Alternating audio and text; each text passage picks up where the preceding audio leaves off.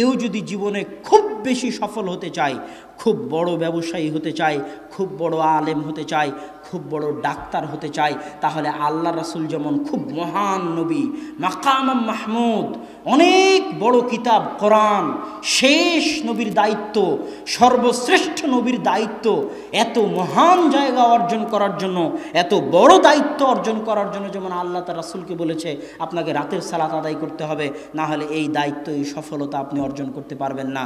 ঠিক প্রত্যেক মানুষের ক্ষেত্রেও মানুষ যদি নিজ নিজ জীবনে বড় সফলতা অর্জন করতে চায়, খুব বড় পর্যায়ে পৌঁছতে চায়, তাহলে রাতের সালাতের বিকল্প নাই। রাতের সালাত আপনাকে অনেক দূর এগিয়ে নিয়ে যাবে। এই দিনের মধ্যে কোনো কল্যাণ নাই, সকল কল্যাণ নিহিত আছে সকালে, সকল কল্যাণ, সকল বরকত নিহিত আছে সকালে।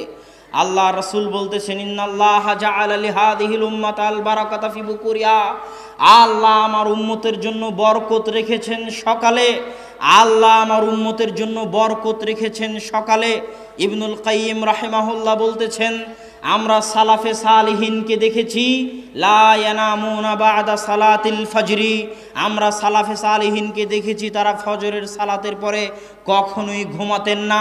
হাত্তা ফিস সিদ্দাহ ওয়া ফিস সাফার, যদিও তারা কঠিন অবস্থার মধ্যে থাকেন না কেন, কঠিন সফরে থাকেন না কেন, সফরে থাকলেও রাত জেগে কাজ করলেও তাদেরকে আমি ফজরের পরে ঘুমাতে দেখিনি। ইয়ান্তাযিরুনা ইলা তুলুইশ শামস, সালাফে সালিহিনকে দেখেছি যদি তাদেরকে ঘুমাতেই হয় রাত্রি জাগরণের কারণে, রাতে কঠিন ও কঠোর পরিশ্রম করার কারণে, তাহলে তারা সূর্য ওঠা পর্যন্ত অপেক্ষা করতেন। সূর্য উঠে যাওয়ার পর ঘুমাতে যেতেন, সূর্য উঠে যাওয়ার পর ঘুমাতে যেতেন। ফজরের পর থেকে নিয়ে সূর্য ওঠা পর্যন্ত এই সময়ে যতই কষ্ট হোক না কেন, ইবনুল কাইয়িম বলতেছেন আমি সালাফে সালিহিনকে ঘুমাতে দেখিনি। কেন?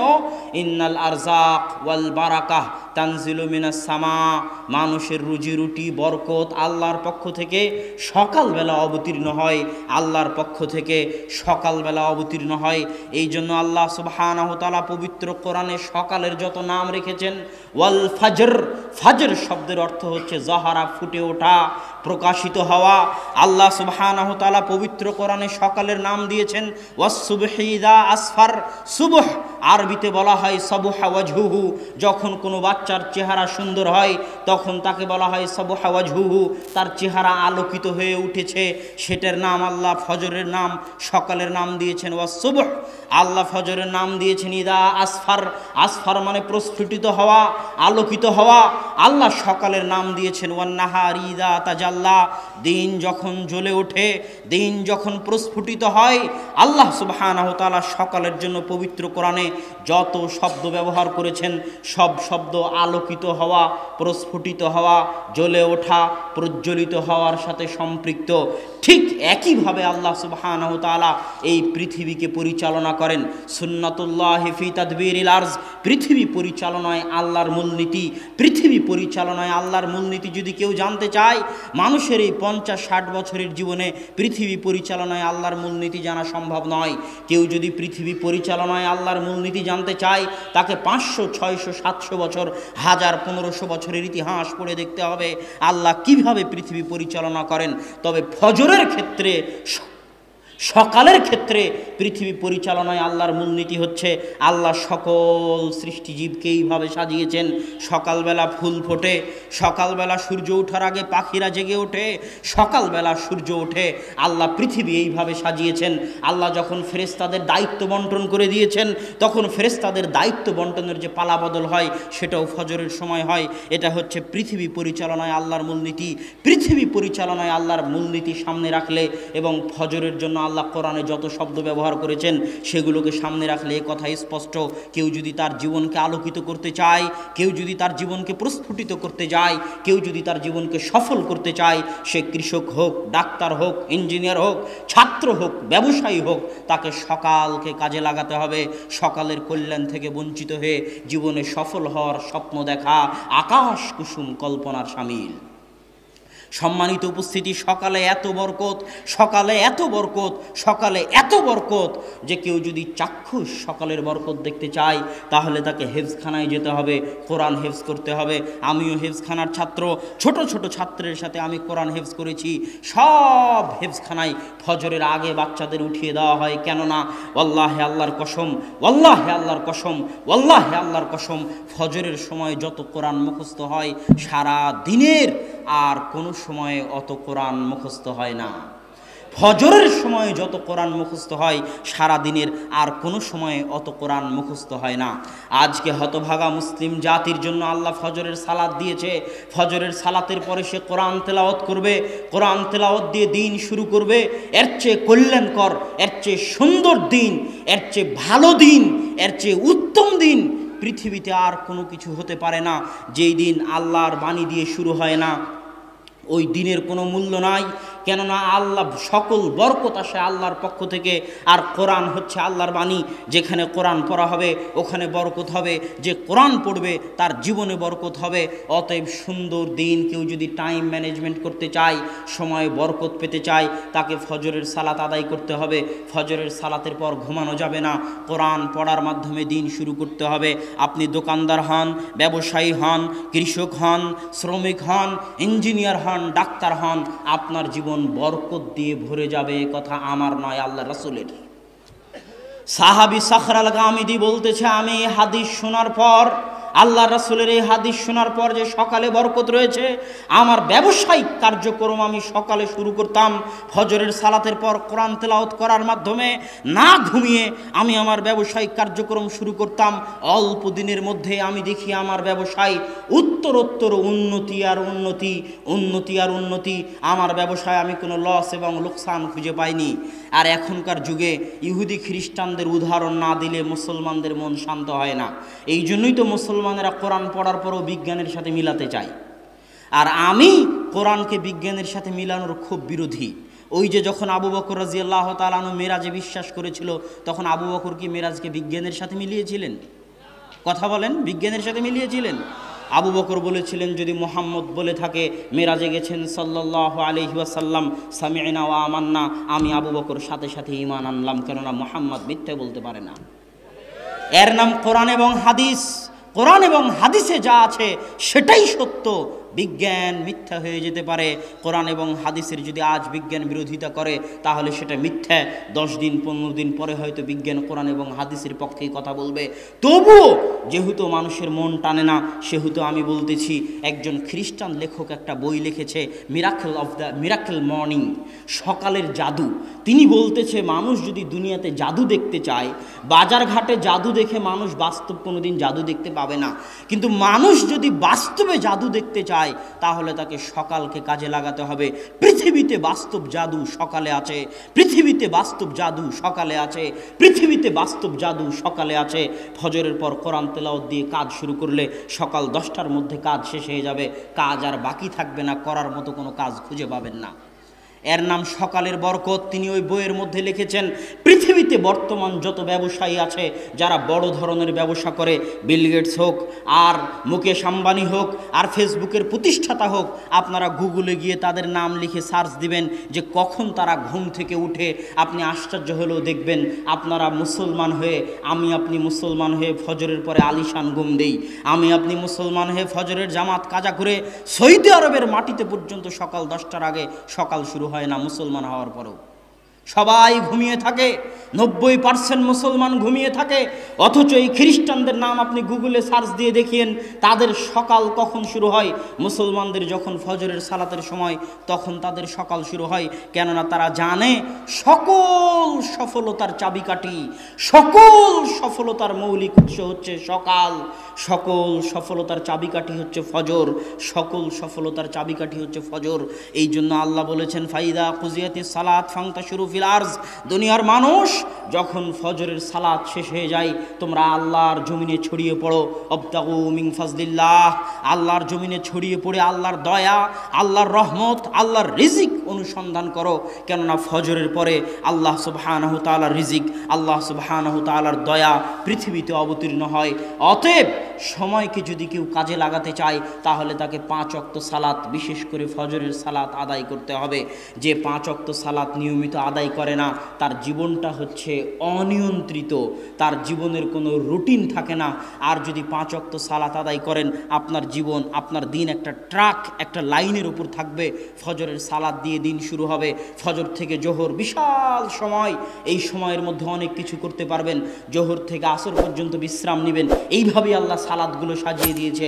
আসর থেকে আবার নতুনভাবে কাজ করার উদ্যম তৈরি হবে, আসর থেকে মাগরিব পর্যন্ত কাজ করবেন, মাগরিব থেকে এশা পর্যন্ত কাজ করবেন, এশার পরে এশার সালাত দিয়ে দিন শেষ করবেন, তারপরে ঘুমাতে যাবেন। এই যে আমি যদি শুধু সালাত ঠিক মতো আদায় করি আমার সারা দিন নিয়ন্ত্রণ হয়ে যাবে। টাইম ম্যানেজমেন্টের জন্য সালাতের চাইতে বড় মাধ্যম পৃথিবীতে আর নাই। যারা জীবনে সফল হতে চায় তারা সালাত আদায়ের মাধ্যমে নিজেদের সময়কে কাজে লাগাক, তারা সফল হবেই হবে ইনশাআল্লাহ। সম্মানিত উপস্থিতি, সময়ে বরকত কিভাবে হবে? আজকে সময়ে বরকত নাই, এটা কি বুঝতে পারেন? এখনকার যুগে সময়ে বরকত নাই, এটা কি বুঝতে পারেন? সময়, মাস, দিন দ্রুত পার হয়ে যাচ্ছে, কারো সময়ে বরকত নাই। একদিন, এক সপ্তাহ, এক বছর কোনো কাজ ছাড়াই আপনি একটু ভাবেন তো গত এক বছর আপনি কি কাজ করেছেন যা দেশ জাতি এবং ইসলামের উপকার দিবে? গতকাল আপনি সারাদিন কি এমন কাজ করেছেন যা দেশ জাতি এবং ইসলামের আপনার নিজের জন্য মৃত্যুর পর উপকার দিবে? কোনো কাজ খুঁজে পাবেন না। এইভাবেই দিন পার হয়ে যাচ্ছে সবার, সব মানুষের। এই জন্য আল্লাহ বলেছে ওয়াল আসর ইন্নাল ইনসানা লাফি খুসর, সব মানুষ সময় নষ্ট করে, সব মানুষ ধ্বংসের মধ্যে, ক্ষতির মধ্যে নিমজ্জিত। সময়ের বরকত উঠে গেছে। অথচ আমাদের সালাফে সালেহিন তাদের জীবনে সময়ের কত বরকত ছিল, কত বরকত ছিল, বেহিসাব বরকত ছিল তাদের জীবনে। স্বয়ং আল্লাহ রাসূল মাত্র 23 বছরের জীবনে সারা পৃথিবীতে বিপ্লব তৈরি করেছেন, আর আমরা 30-40 বছরও কিছু করতে পারি না। ইমাম নববী রাহিমাহুল্লাহ মাত্র 37-38 বছর বয়সে মারা গেছে, অথচ তার এমন কোনো বই নাই যে বই মুসলমানদের ঘরে স্থান পায়নি। অল্প বয়সে মারা গেছেন, অথচ এত খিদমত করে গেছেন। আল্লাহ তাদের সময়ে বরকত দিয়েছিল। আমাদের সময় হচ্ছে বরকতহীন সময়। কেউ যদি সময়ে বরকত পেতে চায় তাহলে কয়েকটি কাজ জরুরি। এক, সময়ে বরকত পাওয়ার জন্য জরুরি হচ্ছে আল্লাহ সুবহানাহু তাআলাকে স্মরণ করা, আল্লাহ সুবহানাহু তাআলার জিকির করা। আল্লাহ সুবহানাহু তাআলার স্মরণ করা এত বড় ইবাদত, এত বড় ইবাদত, এত বড় ইবাদত যে আল্লাহ সুবহানাহু তাআলা বলছেন ইউনুস যদি মাছের পেটে আমাকে স্মরণ না করত তাহলে আমি ইউনুসকে কিয়ামত পর্যন্ত মাছের পেটে রেখে দিতাম। আল্লাহকে স্মরণ করা এত বড় ইবাদত, আল্লাহকে স্মরণ করা এত বড় ইবাদত। আল্লাহ বলছেন ফাযকুরুনি আযকুরুকুম। দুনিয়ার মানুষ পৃথিবীর যেখানেই থাকো না কেন, আফ্রিকার জঙ্গলে থাকো আর আটলান্টিক মহাসাগরের অতল গহ্বরে থাকো, যেখান থেকে আমাকে স্মরণ করো না কেন, আমি আল্লাহ এই মহাপরাক্রমশালী সত্তা হওয়ার পরেও, সারা পৃথিবীর মালিক হওয়ার পরেও যেখান থেকে আমাকে স্মরণ করবে আমি আল্লাহ সেখানেই, সেই অবস্থাতেই তোমাকেও স্মরণ করব। আল্লাহু আকবার, আল্লাহু আকবার। আল্লাহ সুবহানাহু তাআলার এই কথার মূল্য দেওয়ার মতো, আল্লাহ সুবহানাহু তাআলার এই কথার মূল্য দেওয়ার মতো যোগ্যতা আমাদের নাই। আমরা যদি সময়ে বরকত পেতে চাই আল্লাহকে স্মরণ করতে হবে। দলিল, ফাতেমা রাদিয়াল্লাহু তাআলা আনহা যখন আল্লাহ রাসূলকে বললেন, আল্লাহ রাসূল আমার হাত ওই আটা পিষার জন্য ওই জাতা ঘুরাতে ঘুরাতে আমার হাত ঘা হয়ে গেছে, হাতে ব্যথা হয়ে গেছে, হাত লাগে, হাত ব্যথা হয়ে গেছে, চামড়া জড়সড় হয়ে গেছে, আপনি আমাকে একটা খাদেম দিন। তখন রাসূল সাল্লাল্লাহু আলাইহি ওয়াসাল্লাম বলেন আলা আদুল্লুকুমা মা হুয়া, আমি কি তোমাদেরকে ওই জিনিসের দিকে ডাক দিব না, ওই জিনিসের কথা তোমাদের বলে দিব না যেটা একটা খাদেম দেওয়ার চাইতে তোমাদের জন্য বেশি কল্যাণ করা হবে। ফাতেমা রাদিয়াল্লাহু তাআলা আনহা চাইলেন খাদেম, আর আল্লাহর রাসূল বলতেছেন খাদেমের দরকার নাই, একটা জিনিস বলে দিচ্ছে ওটার উপর যদি আমল করো খাদেমের চাইতে বেশি উপকার পাবা। কি? 33 বার সুবহানাল্লাহ বলবা, 33 বার আল্লাহু আকবার বলবা, 33 বার আলহামদুলিল্লাহ বলবা, খাদেমের চাইতে বেশি উপকার পাবা। মানুষ এই হাদিস শোনার পরে মনে করে এটা শুধু আধ্যাত্মিক ব্যাপার, এটার সাথে দুনিয়ার কোনো সম্পর্ক নাই, অথচ এটা অবাস্তব। আল্লাহ রাসূলের কাছে চাওয়া হচ্ছে খাদেম, কাজের লোক চাওয়া হচ্ছে, আর আল্লাহ রাসূল শিখিয়ে দিচ্ছেন কি? কথা বলেন না কেন? আল্লাহ রাসূল কি শিখিয়ে দিচ্ছে? জিকির শিখিয়ে দিচ্ছে। এটা অবাস্তব কিছু নয়, এটা বাস্তব। যে যদি ফাতেমা জিকির করে তাহলে ফাতেমা তার অভ্যন্তরে এমন শক্তির অনুভব করবে, তার সময়ে এমন বরকত পাবে, তার শরীরে এমন শক্তির অনুভব করবে যে খাদেমের আর প্রয়োজন হবে না, খাদেমের চাইতেও বেশি সে কাজ করতে পারবে শুধু জিকিরের মাধ্যমে। আল্লাহু আকবার। অথচ মানুষ এই হাদিসটা সঠিকভাবে বুঝতে চায় না। এই জন্য ইবনে তাইমিয়া রাহিমাহুল্লাহ, ইবনুল কাইয়িম বলতেছেন, ইবনে তাইমিয়া রাহিমাহুল্লাহ ফজরের পর থেকে নিয়ে 8টা 9টা 10টা পর্যন্ত আল্লাহ সুবহানাহু ওয়া তাআলার জিকির করতেন একা একা। তো একদিন অনেক দেরি হয়ে গেছে, তখন ইবনুল কাইয়িম বললেন, আপনি সকালের নাস্তা করবেন না? তখন ইবনে তাইমিয়া বললেন, এটাই ছিল আমার সকালের নাস্তা। আমি ফজরের পর থেকে যদি এই 2-3 ঘন্টা আল্লাহ সুবহানাহু ওয়া তাআলাকে স্মরণ না করতাম, তাহলে আমার পেট, আমার অন্তর, আমার আত্মা ভর্তি হতো না, আমি সারাদিনে কিছু শান্তি মতো করতে পেতাম না। মানুষের যেমন পেটের খাবার লাগে, মানুষের তেমন আত্মার খাবার লাগে, কিন্তু মানুষ বুঝে না। আমি যখন বক্তব্যে এই কথাটা বলি তখন মানুষ আশ্চর্য হয় যে তাহাজ্জুদের সালাত আবার সফলতার মাধ্যম। জি, তাহাজ্জুদের সালাত সফলতার মাধ্যম। দলিল, আল্লাহ সুবহানাহু ওয়া তাআলা কোরআনে বলছে, ইয়া আইয়ুহাল মুযাম্মিল কুমিল লাইলা ইল্লা কালিলা নিসফাহু আও ইনকুস মিনহু কালিলা আও জিদ আলাইহি ওয়া রাত্তিলিল কুরআনা তারতিলা ইন্না সানুলকি আলাইকা কাওলান সাকিলা। হে চাদর যে মুড়িয়ে আছো, উঠো, রাত্রে সালাত আদায় করো, অল্প হলেও করো, অতি কম পরিমাণ হলেও তুমি রাত্রে সালাত আদায় করো। কেন কেন রাত্রে সালাত আদায় করতে হবে? ইন্না সানুলকি আলাইকা কাওলান সাকিলা, আমি অচিরেই তোমার উপর এত কঠিন, এত ভয়াবহ, এত গুরুত্বপূর্ণ দায়িত্ব দিতে যাচ্ছি, যেই কঠিন গুরুত্বপূর্ণ দায়িত্ব তুমি পালন করতে পারবে না যদি না তুমি রাত্রে সালাত আদায় করো। আর এক আয়াতে আল্লাহ সুবহানাহু ওয়া তাআলা বলছে, ওমিনাল লাইলি ফাতাহাজ্জাত বিহি নাফিলাতাল লাক আসা আন ইয়াবআসাকা রাব্বুকা মাকামান মাহমুদা। রাত্রে তাহাজ্জুদের সালাত আদায় করুন, কেননা আপনার প্রতিপালক আপনাকে অনেক উঁচু মর্যাদা দিতে চান, আর ওই উঁচু মর্যাদা পেতে চাইলে রাত্রে সালাত আদায় করতে হবে।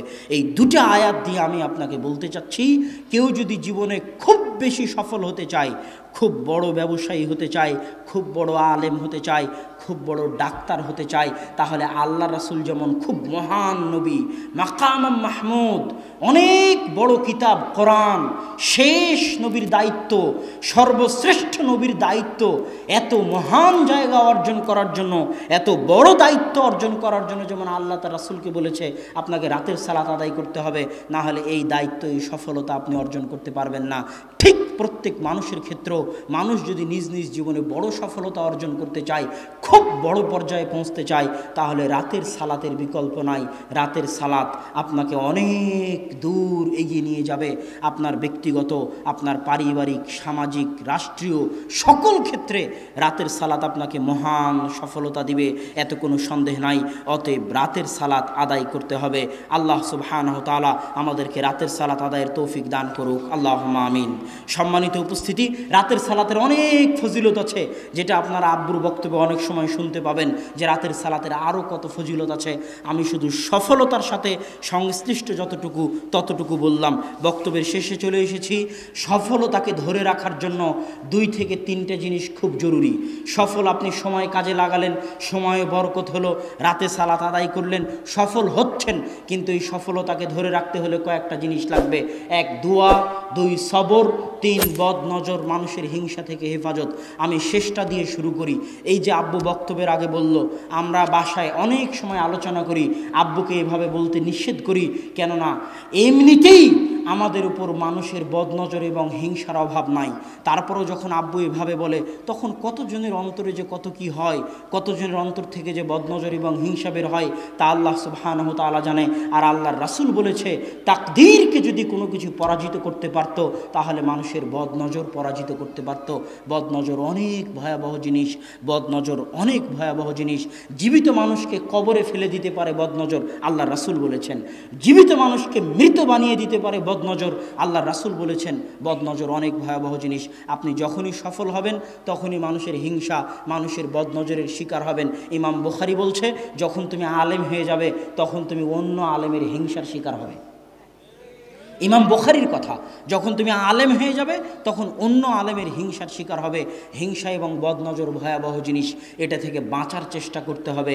সকাল এবং সন্ধ্যার দোয়াগুলো মুখস্থ করে নাস ফালাক ইখলাস পড়ার মাধ্যমে, নিজেকে ফু দেওয়ার মাধ্যমে বিসমিল্লাহি লা ইয়াযুররু মা ইসমিহি শাইউন ফিল আরদি ওয়ালা ফিস সামা ওয়া হুয়াস সামিউল বাসীর, এটা 3 বার পড়ার মাধ্যমে আউযু বিকালিমাতিল্লাহি তাম্মাহ মিন কুল্লি শাইতানিন ওয়া হাম্মাহ ওয়া মিন কুল্লি আইনিন লাম্মাহ, এই দোয়া পড়ার মাধ্যমে, এগুলোর মাধ্যমে নিজেকে বদনজর থেকে হেফাজত করার চেষ্টা করতে হবে। ছোট ছোট বাচ্চাকে ফু দিতে হবে এই দোয়াগুলো পড়ে, যেন তারা মানুষের বদনজর থেকে হেফাজতে থাকে। আপনি নিজেও যদি প্রশংসা করেন আপনার ছেলের, আপনি নিজেও যদি প্রশংসা করেন আপনার বউয়ের, তাহলে মাশাআল্লাহ বলবেন, বারাকাল্লাহ বলবেন। সৌদি আরবে যদি কোনো সৌদি ছেলের প্রশংসা করেন আর যদি বারাকাল্লাহ মাশাআল্লাহ না বলেন, তাহলে আপনার হাত পা ধরে মাশাআল্লাহ বারাকাল্লাহ বলিয়ে নিবে। কেননা শুধু প্রশংসা বদনজর হতে পারে, দোয়াবিহীন প্রশংসা বদনজর হতে পারে, দোয়াবিহীন প্রশংসা বদনজর হতে পারে। এই জন্য যেই আপনার প্রশংসা করুক না কেন তার মুখ থেকে দোয়া বের করিয়ে নেবেন, যে বারাকাল্লাহ বলে যাও, মাশাআল্লাহ বলে যাও, লা হাওলা ওয়ালা কুওয়াতা ইল্লা বিল্লাহ বলে যাও। যেই প্রশংসা করবে তার মুখ থেকে দোয়া বের করে নিতে হবে। আর আপনি নিজেও যখন প্রশংসা করবেন তখনও দোয়া করতে হবে, কেননা দোয়া ছাড়া প্রশংসা বদনজর। আল্লাহ যে কোনো সফলতা ধ্বংস হয়ে যেতে পারে বদনজর দিয়ে। আল্লাহ সুবহানাহু ওয়া তাআলা আমাদেরকে মানুষের বদনজর এবং হিংসা থেকে হেফাজতে রাখার তৌফিক দান করুক। আল্লাহুম্মা আমিন।